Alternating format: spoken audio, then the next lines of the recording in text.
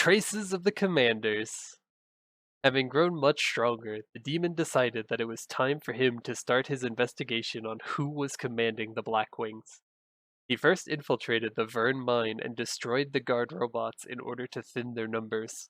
Moving deeper into the mine, he defeated the guard robot L monsters and created a hole in their monitoring of Glimmer's laboratory. However, even after searching the laboratory and the power plant, he was unable to find any clues about the leader of the Blackwings. Just then, he felt a dark energy coming from Eleanor, the Black Witch's room. Before investigating it, however, he decided to first search the rooms of the other officers. Author's note: I have no idea why they bother mentioning that there's something suspicious in Eleanor's room if he never even investigates it in the end.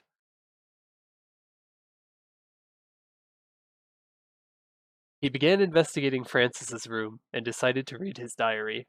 As he opened it, overpowering magic emanated from its pages, nearly causing him to drop it. He was surprised to know that the Blackwings had such extraordinarily powered members. Author's note: this is the only confirmation that we get that Francis is much more talented than he seems. Given that his latest chronological appearance was at the end of Black Heaven, I'm hoping that he'll have gotten a glow up and mastered his powers before taking Grandis by storm.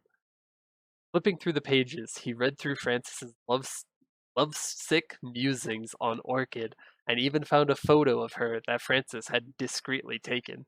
He realized that Orchid was the leader of the Blackwings, but he wondered why Lotus wasn't in the picture, as the two were normally inseparable. Some time later, Mastema told the demon about a new lead that she had discovered, explaining that there was a secret book on dark alchemy in Megatia.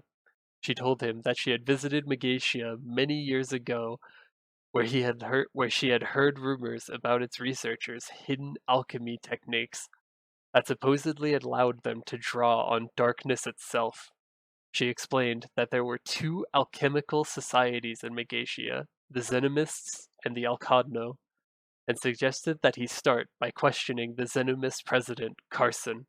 She also told him that she had found another way to restore her true form through alchemy and asked him to bring her pure liquid while he was in Megatia, which would allow her to create a potion that could transform her into whatever she most desired.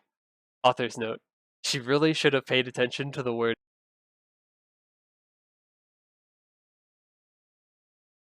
In Megatia, the demon asked Carson about dark alchemy at the Xenomist headquarters. Carson was shocked that the demon knew of its existence, as the subject was a closely guarded secret. He asked the demon to reveal his identity, which the demon merely replied that he hunted and destroyed dark artifacts of the Black Mage. Carson told him that he did not know about dark alchemy, but he explained that someone had just stolen his forbidden book of alchemy.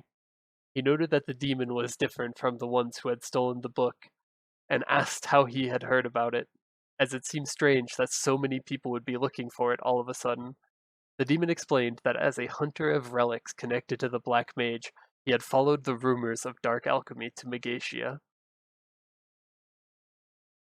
When the demon asked what the thieves had done, Carson told him that he wasn't sure who the thieves were, but their magic had been strong enough to stun him, open the safe, and escape.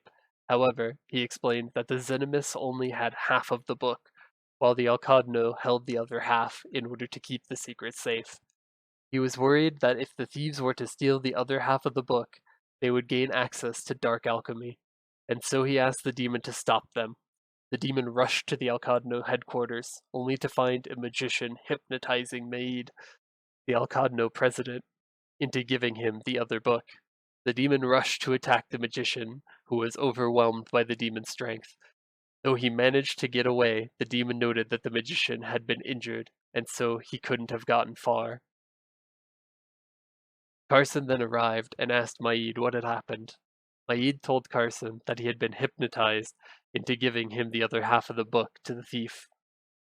The demon then asked what was written in the forbidden book of alchemy, as he might be able to help. Maid told the demon that the forbidden book of alchemy contained the most powerful secrets of Megatia's founder. Those who had come after the founder had been told to keep its contents secret at all costs, and so they had split the book into two. Maid explained that dark alchemy wasn't used for attacking or defending, but rather for making or destroying magical substances, adding that it had the power to alter the very flow of Maple World's magic. He then begged Demon to recover the book. While the White Mage isn't directly the founder of Magatia, he practically pioneered the field of alchemy, and his research was so influential that the alchemists who came after him built the town upon his foundations, both figuratively and literally, as the town was built directly above his underground research laboratory.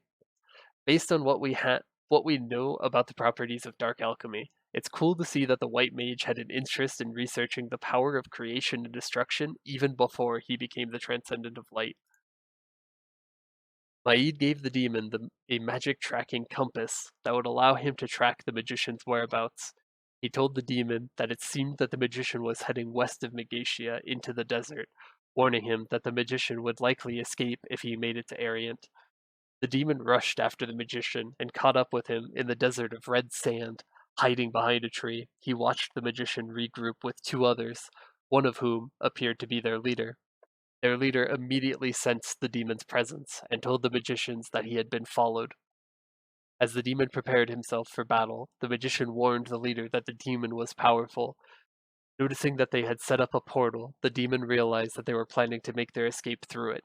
He threatened them to return the book, but the magicians refused and told him that they couldn't afford to fail their mission and risk Arkarium's wrath. This intrigued the demon, who asked them what Arkarium wanted with the book. Once again, they refused to tell him, though they did mention that the book had originally belonged to the Black Mage. One of the magicians then grew careless and boasted that they would use dark alchemy to destroy all of the seal stones to revive the Black Mage. Author's note: they're likely talking about the 5 seal stones that make up the actual seal of time, as the other seal stones that the Black Wings are searching for aren't really keeping him sealed. However, the Black Heaven storyline does reveal that even after the Black Mage gets unsealed, the remaining seal stones innately channeled the desire of the people of the Maple World for the Black Mage not to return to power, which limited his strength until the final seal stone was used to save the adversary. Having heard all that he needed, the demon easily dispatched the 3 magicians and recovered the book. He then returned to Megatia and gave the book to Maid, explaining that the thieves had been servants of the Black Mage, and that they would likely return to steal the book.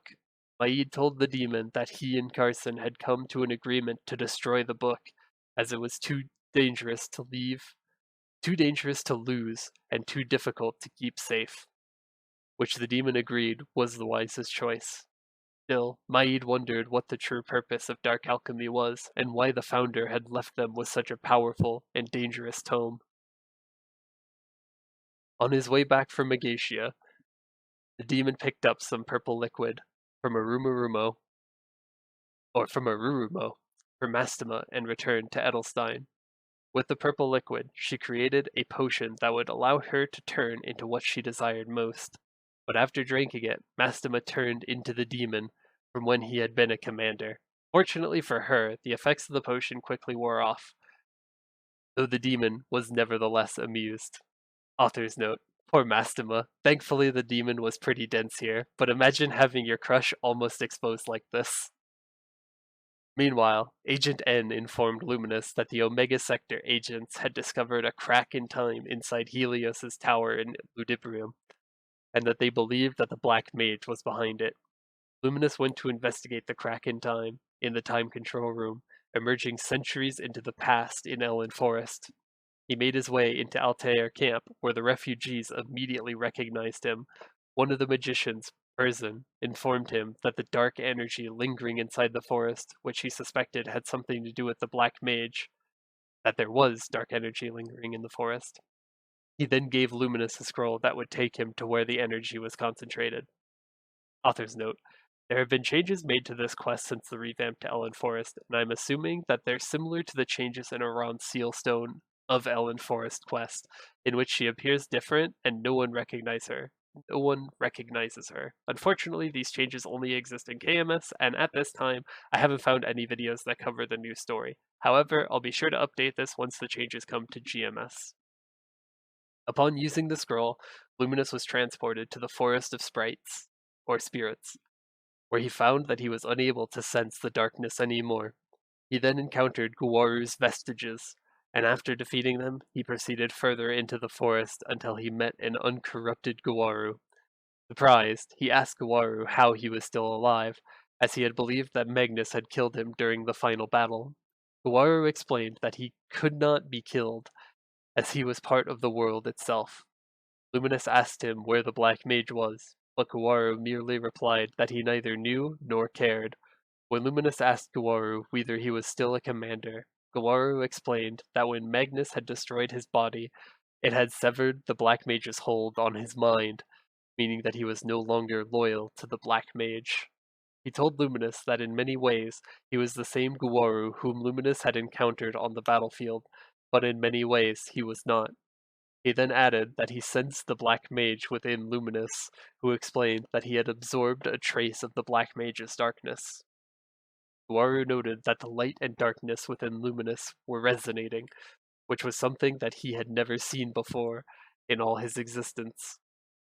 As Luminous felt too similar to the Black Mage, Guaru asked if they were related. Luminous admitted that he had darkness within him, but he claimed that he surely couldn't be as similar to the Black Mage as Guaru claimed. Guaru told him to believe what he wanted and asked Luminous to leave him, as he needed to continue his work. Author's note. The last part of this section is the final chapter of the Silent Crusade storyline, along with the Arkarium prequest. When I first created this guide, the formation of the Alliance chronologically preceded the unsealing of the Black Mage. Although this has unfortunately been changed with the Explorer storyline revamp in the Destiny update, the original timeline was perfect because Arkarium's plan to use dark alchemy, destroy the seal stones, tied into his prequest, which has him attempt to destroy the Black Mage's seal. However, the final chapter of the Silent Crusade storyline reveals that the Silent Crusade is part of the Alliance, but the fact that it predates the Arkarium prequest creates a continuity error, as there's no way that Arkarium could have tried to break the seal if the Black Mage had already been unsealed at the time of the Alliance's existence. Because there's virtually no way for me to arrange this section in the timeline, I'm leaving it where it originally was, but keep in mind that the mention of the Silent Crusade being part of the Alliance is canon, although it shouldn't technically be mentioned at this point chronologically for the reasons that I've outlined above. Elsewhere, the Crusader received a letter containing a ticket and signature from Laura, who wrote that she was waiting for them at the dangerous cave. After using the ticket to teleport there, Laura greeted them and explained that Craig had found something while investigating the Lion King's castle, and so he had summoned reinforcements to look further into it. However, this meant that there was a shortage of crusaders available to investigate the Mystic Gates, and so she had called them in order to deal with the Mystic Gates that she had uncovered, though she warned them that they might encounter a Pianus, the king of the sea. After the Crusader defeated Pianus, Laura told them she needed to send a report to Starling. The Crusader asked where Starling was, to which Laura explained that Starling was investigating a new Mystic Gate in Leafrey. The Crusader decided to reinforce her and traveled to Leafrey, where Starling greeted them and thanked them for helping Laura. She explained that a new Mystic Gate had popped up in Wyvern Canyon, and that she was certain that Leviathan was hiding inside. The Crusader went to the valley in order to investigate the Mystic Gate and successfully defeated Leviathan. Just as Starling began to congratulate them, she received a scrambled message from a Silent Crusader. Though she was unable to decipher it, she determined that it had been sent from the resting spot of memory in Temple of Time. The Crusader decided to investigate and arrived at the resting spot of memory, where they were surprised to see Wentz, the merchant from their warehouse. Wentz explained that he had sent the message because he needed backup. The Crusader realized that Wentz wasn't just a merchant, but a veteran Crusader as well, one even more legendary than Crag. Wentz told them to go to Memory Lane and defeat Dodo inside the Mystic Gate. After defeating Dodo, the Crusader returned to Wentz, who explained that ever since Rhine had been sealed, time had grown distorted, and strange monsters had begun appearing in the Temple of Time. Author's note: this might contradict with the Temple of Time questline, as the three bosses that he's likely referring to predate Rhine's sealing, not to mention that all of them have been established as guardians of the temple, not intruders. He then told the Crusader that they had just defeated one of the three most powerful among them, and asked them to go to the Road of Regrets to defeat Lilinosh inside the Mystic Gate.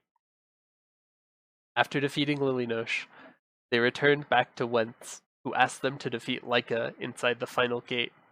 Once they defeated Laika, the Crusader returned back to Wentz, who explained that the reason that he had made them complete the trial was because Craig had told him that the Crusader had unparalleled skill, and so he had wanted to see for himself. He also told them that Craig had needed them to eliminate the Lich inside the Mystic Gate during their first meeting because he had found traces of the Black Mage at the Lion King Castle where he was still investigating.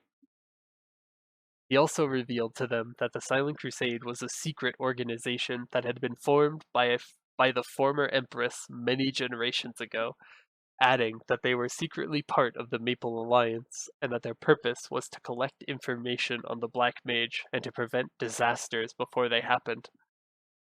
Author's note: this last part in the Arkarium prequest, interestingly, Zero gets to skip the entirety of this prequest and face Arkarium directly. They also get some exclusive dialogue in which Arkarium is amused to see them, and says that they can talk about teaming up after proving themselves to him, which is a reference to the offer that the commanders gave them at the end of their storyline to help the Black Mage in exchange for becoming Transcendence of Time in both Maple World and Grandis. Soon after, the Crusader met with Bastille at the Silent Crusader headquarters, when Starling arrived and explained that something strange was happening at the Temple of Time. She told them that time was rippling outwards, as though someone had created a crack in time. Bastille realized that Arkarium was the final piece of the puzzle, and that his messing with time could have dire complication. He took the Crusader to the Temple of Time in order to investigate, where they discovered a hidden part of the temple. Upon entering, the Crusader was greeted by the spirit of Rhine, who explained that Arkarium was trying to break the Black Mage's seal by traveling to the past, and that he had drawn energy from the Mystic Gates in order to create a crack in time. She then asked the Crusader to travel back to the past and stop Arkarium. The Crusader explained to Bastille what had happened, and Bastille agreed that they needed to stop Arkarium. He instructed them to go to the past, where Crow and Starling would meet them soon. Upon arriving, the Crusader met Crow, who told them that he felt an unpleasant aura in the area.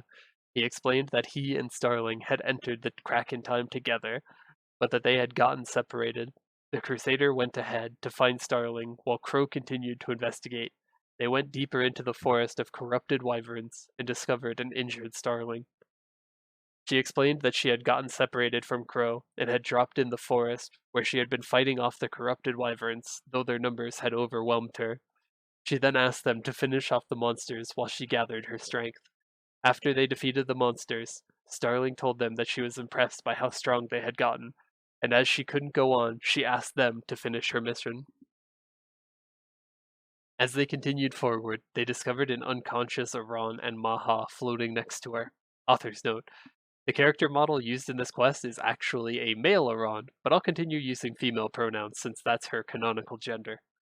Maha explained that Aran had been cursed by the Black Mage, and so he was planning to take her to Rien's frozen lands in order to slow down the curse. However, Maha had broken while Aran had been fending off the Black Mage's army, so he was too weak to take her there. He asked the Crusader to find his broken pieces to repair him. The Crusader defeated the corrupted Kentauruses and recovered the missing pieces of Maha. He thanked the Crusader and told them to find Afrian. Author's note: if you're playing as an Aran, Maha recognizes you and the quest dialogue is changed to reflect this. This has retroactively been made into a continuity error by the Ellin Forest revamp, which has established that people who travel back into the past have their appearances warped in order to prevent paradoxes from happening. Regardless, though, completing this quest as an Iran grants you a secret skill called Regained Memory, which increases your attack power by 5%, your defense by 300, and your speed by 10. The Crusader went deeper into the forest, where they discovered Afrian, along with an unconscious Frood and Mercedes. Afrian explained that he had lost his egg during the fight with the Black Mage, and he was concerned that it may be in danger from the corrupted monsters in Leafrey. The Crusader found the egg deep in the forest and brought it back to Afrian, who thanked him.